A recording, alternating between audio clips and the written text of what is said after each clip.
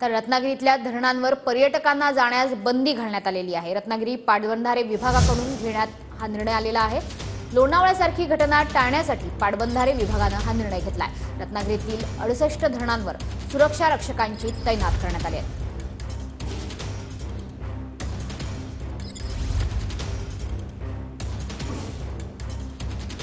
सोबत या संदर्भात बोलण्यासाठी पाटबंधारे विभागाचे अधीक्षक अभियंता सुर्वे सर आहेत।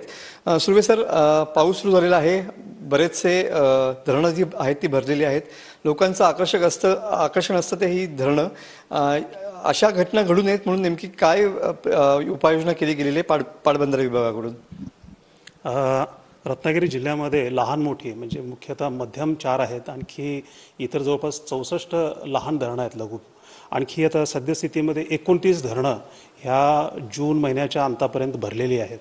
आणखी उर्वरित सुद्धा सगळी ही 68 धरणं आता म्हणजे ह्या जुलै महिन्याच्या अंतापर्यंत किंवा एंडपर्यंत किंवा साधारण ऑगस्टच्या 2-3 आठवड्यापर्यंत सगळीच भरली जातील। परंतु आम्ही या पावसाळ्याच्या पूर्वीच ही सर्व एकूण सगळी जी धरणं आहेत 68 ही प्रतिबंधित क्षेत्र म्हणून आम्ही घोषित केलेली आहेत। आणि त्याचबरोबर या पूर्ण पावसाळी हंगामाकरता या सगळ्या धरणांवर आम्ही तिथे एका सुरक्षा रक्षकाची सुद्धा आम्ही तिथे नेमणूक केलेली आहे।